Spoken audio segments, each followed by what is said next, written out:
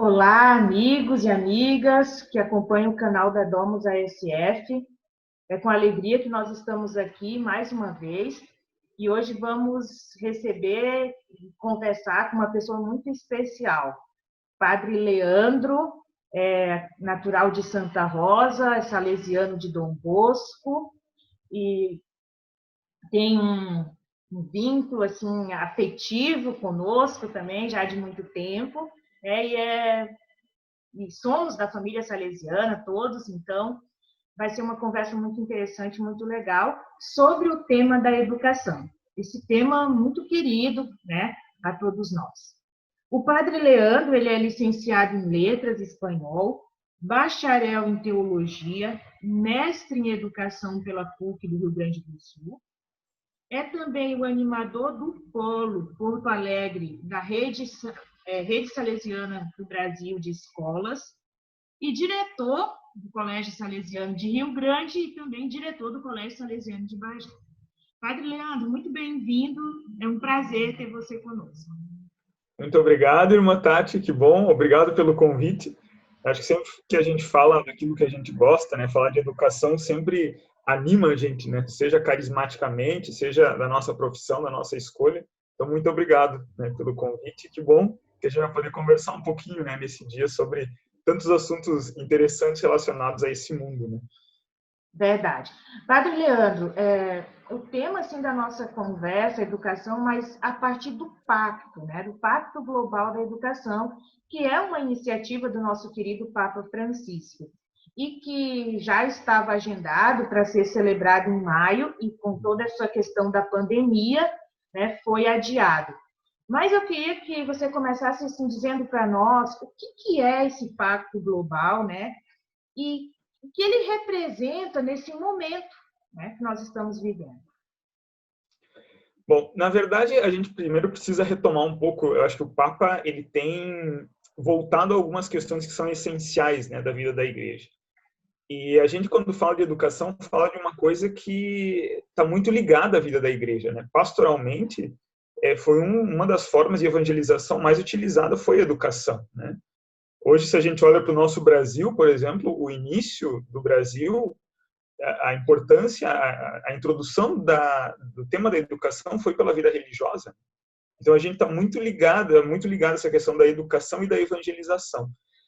O Papa Francisco tenta resgatar um pouco do que é essencial na educação, né? A gente sabe que em todo esse tempo a educação ela tem sido vista de maneiras muito diferentes, né? Nós podemos assim muito claramente chegar em alguns paradigmas de educação, numa educação que é puramente tecnicista, né? Uma educação que simplesmente quer formar mão de obra, uma educação que simplesmente ainda acredita que se acumulam conhecimentos, né? E o Papa busca voltar para aquilo que é essencial na educação, e exatamente a educação como uma forma de evangelização, né? É como se a gente entendesse que pela educação, por todo o processo educativo, é possível de a gente formar não simplesmente mão de obra, não simplesmente conhecimentos, mas a gente formar pessoas integrais, né? O Pacto de Educação, na verdade, é uma tentativa de unificar, de unir tantos paradigmas educacionais católicos do mundo, seja para uma troca de experiências, e como a gente chama, né, de boas práticas, quanto de uma volta de formar algumas linhas orientadoras para que a gente realmente tenha uma formação que seja integral, né, humanista integral. Eu usaria essas duas palavras, né, como se fosse uma grande síntese. Humanista, porque coloca no centro a pessoa, né? E essa é a grande preocupação da educação. Se a gente olhar hoje as grandes teorias, as grandes linhas pedagógicas, a gente está voltando para essa questão de retomar o ser humano. Tantos temas transversais que vêm, né? A educação das emoções, a educação da inteligência, né? O resgate da pessoa, a centralidade do estudante, a relação professor-aluno. A gente vai percebendo que o centro do processo educativo vai se tornando cada vez mais a pessoa. Então, o Papa também resgata isso, né? E faz a grande pergunta, né? Qual é o grande diferencial da educação católica no mundo hoje? O que faz a gente olhar para a escola católica como um potencial de formação humana.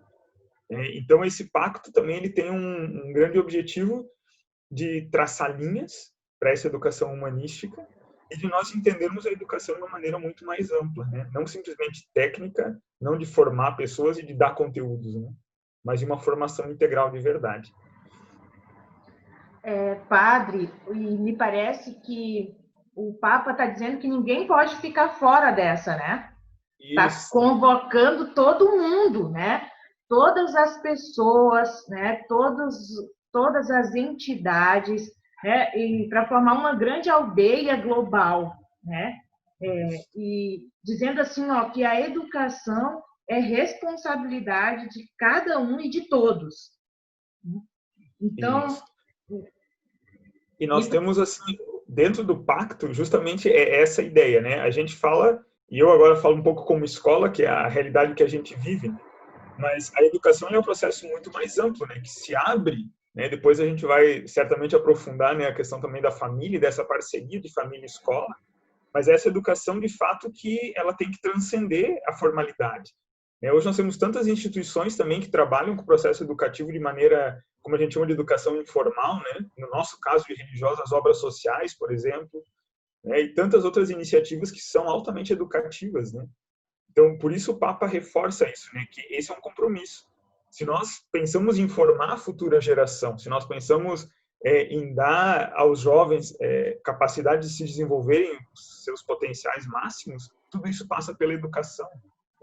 Ambientes educativos, né? Na nossa linguagem religiosa, isso também é bem presente, né? Todos os nossos ambientes precisam ser educativos.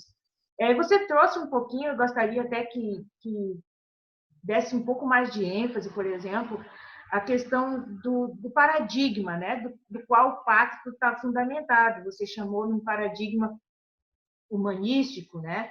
E então o pacto ele tem uma perspectiva bem própria, assim, né? E que é um resgate, né? Porque, na verdade, já existe, né, essa linha, mas o Papa quer dar ênfase. E isso é bem próprio também da rede salesiana de escolas, né? Faz parte da nossa espiritualidade. Queria que você falasse um pouquinho disso também. A gente fala na dimensão humanística e realmente, assim, se a gente tem olhado e tem acompanhado o magistério do Papa Francisco, a gente percebe que a linha que ele utiliza é sempre uma linha da pessoa no centro, né? Basta a gente olhar os discursos sobre misericórdia, os discursos sobre a santidade, né? Eles partem sempre de algo que é muito concreto, né? Que é a própria pessoa. E a educação, na verdade, ela precisa ser tomada nesse viés humanístico, né? Quer dizer, quando a gente prepara como escola o nosso currículo, quando a gente prepara, por exemplo, o que antigamente, né, se chamava de lista de conteúdos, né? Por nível, por série, enfim, mas que hoje a gente fala dos objetos de aprendizagem. No fundo, a gente está preocupado com o quê? E para mim essa é uma pergunta-chave da compreensão. O que faz a nossa mentalidade de escola é se preocupar. Se a nossa resposta ela se preocupa com a pessoa, com a formação da pessoa, para que esse humano seja um melhor humano, a gente deu uma resposta concreta. A gente não pode ter assim um limite, né, de dizer, olha, não, a nossa educação é para formar bons trabalhadores, é para formar... Não, é para a gente desenvolver potenciais, né? E quando a gente fala de desenvolver potenciais, a gente está falando de humanidade, de pessoa. É trazer realmente a pessoa para o centro do processo. É a gente olhar para as linhas que nós escolhemos como mestras da nossa educação e nos perguntarmos quem é que está no centro, qual que é a nossa preocupação. E o Papa tem retomado isso, né? Por exemplo, hoje nós vemos escolas que têm assim uma preocupação profunda com resultados, né? Resultados, por exemplo, sejam em provas de avaliação nacional, sejam resultados de aprovação e ingresso no ensino superior. E às vezes a gente se preocupa, né? Por exemplo, tem escolas que começam a pensar, por exemplo, em provas semanais para preparar as crianças desde o ensino fundamental para uma prova que ela vai fazer lá no terceiro ano do ensino médio. E a gente se pergunta assim, ó, qual que é o nosso paradigma de educação? A gente quer isso? A gente quer reduzir a escola à formação de uma prova ou de um ingresso, ou a gente quer formar uma pessoa que possa ter condições de fazer e acompanhar esse processo de uma maneira integral e que isso dê sentido para ela, né? Então o Papa resgata justamente isso, né? Quem é o centro da nossa preocupação? Exatamente. E aí vem a pandemia, né?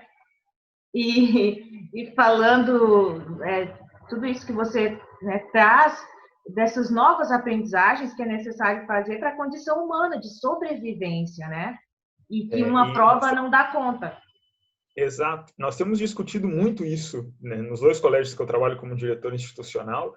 Nós temos falado muito isso de que quando acontecer a volta, depois da pandemia, nós vamos estar com uma nova escola. Seja pelos horários que nós vamos ter que fazer, seja pelas adaptações, seja pelas relações. Né? Por exemplo, no nosso caso, a escola salesiana, a escola católica, né? Acho que é uma marca da escola católica, essa dimensão da afetividade. Né? Por exemplo, a portaria é o lugar da vida religiosa. Né? Eles estão ali para receber os alunos, para acolher os alunos, para conversar. E esse afetivo agora ele é todo repensado, né? Numa escola que ele tem que acolher os alunos, por exemplo, em menor número, com processo de higienização. Então, pequenas coisas que vão mudar o paradigma, e vão mudar, não o paradigma, porque continua sendo centro, né? Mas mudar as práticas cotidianas. Né? E o que essa pandemia tem nos ensinado? Né? Tem nos ensinado, de fato, assim, ó, que a escola é muito mais do que conteúdos e aprendizagens. Né? E que as aprendizagens são aprendizagens que estão pautadas nas relações, nos contatos. Né? Por exemplo, nós aqui temos as experiências dos colégios, né? Possibilidades de interação dos professores através de plataformas. Né? Não a aula, simplesmente, né?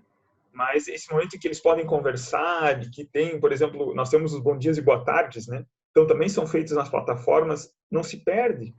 Né? A gente está mudando a forma de fazer, mas a essência não muda. A preocupação tem que ser o estudante. Às vezes nós nos perguntávamos assim, olha, vamos manter as 5 aulas então, né? Vamos fazer o horário das 7h30 ao meio-dia, né? Vamos fazer, dividir as aulas. Daqui a pouco a gente pensa assim, não, porque tem famílias, por exemplo, que têm 2 filhos e um computador. Tem famílias, por exemplo, que estão trabalhando, correndo, e não tem como assessorar quem está ali para fazer. Então, qual que é o coração humano que bate por trás das decisões da escola? Né? E isso a gente vê muito alinhado com aquilo que o Papa tem falado. Muito alinhado. Mas é um novo paradigma. A pandemia, sim, mexeu a vida dos colégios. Né? A gente tem tido respostas muito positivas, né?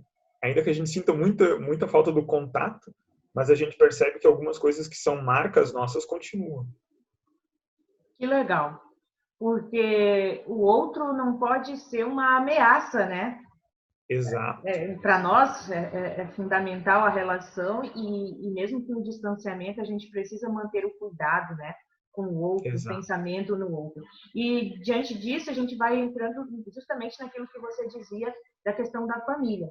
Eu acho que a pandemia, o pacto, a educação em si, né, não dá para pensar a educação como uma tarefa só de um grupo, por exemplo, só da escola, só de uma instituição, né?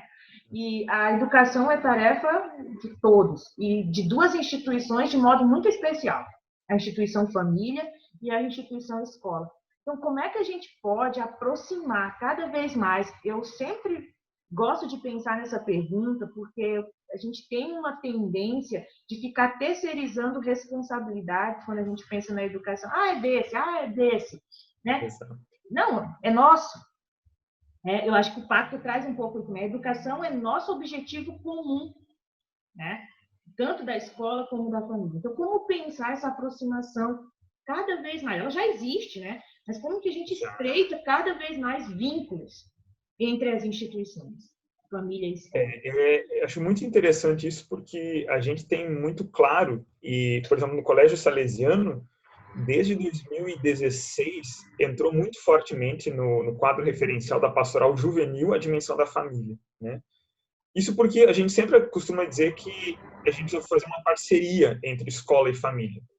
Né? Primeiro porque nós falamos, assim, quando a gente fala, especialmente na dimensão salesiana, né, do carinho com a juventude, a gente sempre fala de adultos referenciais. Né? Ou seja, nós estamos falando de um processo educativo, de educar os jovens, as crianças, os adolescentes, mas a gente tem adultos referenciais. E esses adultos referenciais, em termos de educação, eles passam muito proximamente dessas instituições, né, da escola e da família. E cada uma tem um papel muito definido. Né, um papel de uma formação que é única, de uma formação que é integral para o jovem, mas que ela passa por dimensões. Né? E quando a gente fala na dimensão da família, a família é o berço dos valores iniciais, né? Quer dizer, a escola não vai fazer milagres na vida das pessoas, mas a escola tem que se tornar um ambiente onde esses valores familiares realmente aconteçam. Né? Por exemplo, não é papel da escola ensinar a dimensão do carinho ou a dimensão da acolhida, mas a escola tem que criar a oportunidade de viver isso. Ela tem que ser um espaço onde tudo aquilo que a família vive e prega seja possível de viver, né? Aí sim a gente tem essa parceria de formação. Quer dizer, é um lugar que você diz, numa instituição você aprende e você vive de coração, no berço da família, né, no coração da família, tudo isso, e a escola se torna um ambiente onde tudo isso é possível de viver, né? Eu acho muito interessante quando as pessoas procuram um colégio católico ou falam do colégio católico como um diferencial, né? Dizem assim, eu me sinto bem, aqui meu filho pode brincar no pátio, ele é livre, a gente se sente acolhido. E a gente para e pensa assim, são valores institucionais? São. Mas eles são valores que já vieram de antes, né? Quer dizer, é na família que isso se vive. Então, as aproximações elas se dão nisso. Primeiro, a escola tem que se tornar um ambiente de uma acolhida muito grande das famílias. Ouvir as famílias, né? Perceber as suas necessidades e se colocar como parceiros, né? Hoje nós recebemos assim um índice de jovens e adolescentes com muitos problemas, seja de nível psicológico, de nível afetivo, de falta de diálogo, e às vezes na escola se encontra um ambiente em que essa aproximação com a família é muito possível, né? Alguns problemas, por exemplo, que em casa as famílias não conseguem resolver, vêm para a escola e a escola consegue se unir até pela questão de recursos que tem, por conhecimento, né? Porque aqui é o nosso dia a dia trabalhar com isso. E a gente pode dar para a família um feedback e poder fazer essa ponte, esse acesso de uma maneira muito mais tranquila, né? Então, eu acredito muito na escola como esse ambiente de acolhida da família, das necessidades da família se sentir em casa a ponto de partilhar algumas coisas e dizer, olha, precisamos de vocês. Como também a escola, em muitos momentos, vai precisar dizer, olha, nós precisamos de vocês também, né? Eu acho que, graças a Deus, nós superamos essa ideia de crianças difíceis, adolescentes impossíveis, né? Para a gente poder traçar um caminho de parceria, né? Poder ter essa liberdade como escola de dizer assim, família, por favor, venham que a gente precisa conversar sobre o fulano. E ali a gente conhecer realidades, propor caminhos, propor soluções e caminhar junto, né? A gente tem uma riqueza de experiências, né? E quando o Papa retoma, por exemplo, boas práticas, uma das boas práticas que os colégios católicos têm são os serviços de pastoral, os serviços de acompanhamento psicológico, os encaminhamentos profissionais, né? Então, são todos parcerias em que a gente vê que a escola não é só um depósito de conhecimento, né? Mas é um verdadeiro acompanhamento de pessoas. Eu gosto muito de uma frase de Dom Bosco, né, nosso pai e mestre da juventude, também referência para a educação católica, quando diz assim, que enquanto tem uma corda, né, que toca, dá para fazer música. E eu acho que isso se refere, ele está se referindo ao jovem, né, mas a educação, enfim. E é isso, é acreditar que é possível, né? Acreditar na criança, acreditar no jovem, acreditar na família, que é possível construir processos de aprendizagem significativos, que transformam a vida, que dão sentido à vida, né? Acreditar nessa educação que move toda a vida, né? E que nos faz seres humanos melhores. Padre, eu te agradeço de coração. Tu pode fazer suas considerações finais. Tenho certeza que o pessoal que acompanha a Domus ASF, que é esse serviço preocupado com as famílias, né, que tem um carinho especial e que acredita profundamente na família, né, que se dedica à família, o cuidado com a família, vai ficar muito feliz com as tuas colocações. E eu te agradeço também de coração. Que bom, eu agradeço essa oportunidade, né? Eu gosto muito de falar desse tema de educação e eu acredito profundamente nesse paradigma humanístico, né? Eu acredito que a escola ela tem que ser esse ambiente de acolhida e acolhida mútua, né? Quer dizer, um espaço onde as famílias também têm espaço, um espaço onde as famílias precisam se colocar, precisam viver. E todo início de ano aqui na escola, quando a gente faz o discurso de abertura, né? Eu sempre digo assim, nós vamos fazer uma parceria entre família e escola, né? E eu acredito nisso. Eu acredito que é quando a gente consegue unir as nossas forças, e era o que Dom Bosco dizia, né? Dom Bosco dizia que queria a congregação, queria, né, os adultos, Ele queria um vasto movimento para a salvação da juventude. E, no fundo, a gente continua isso hoje. Né? Hoje, família, escola, instituições, e hoje tantos serviços especializados que ajudam a gente a olhar para uma única coisa, para a vida de cada jovem, para a vida de cada estudante que está nas nossas escolas. Né? Então, para mim, é um tema muito querido, né? Essa dimensão da aproximação da família com a escola. Então, eu também te agradeço assim, a oportunidade de falar, acho que bom, né? Eu agradeço a todos que estão também nos ouvindo, né? E partilhando disso. E que a gente possa continuar trabalhando em prol dessa centralidade da humanidade. Né? Que a gente nunca pense que a escola é um lugar de depósito, um lugar de é só para adquirir conhecimento, é só para ser alguém na vida, mas a escola é muito mais, né? A escola é um espaço de humanização, em primeiro lugar, de viver aquilo que a gente acredita, de poder realmente encontrar um espaço de troca, de acolhida, de vivência cristã saudável, né? E de vivência dos valores mais profundos da nossa humanidade. Bem, agradecemos a todos que nos acompanham e até a próxima semana.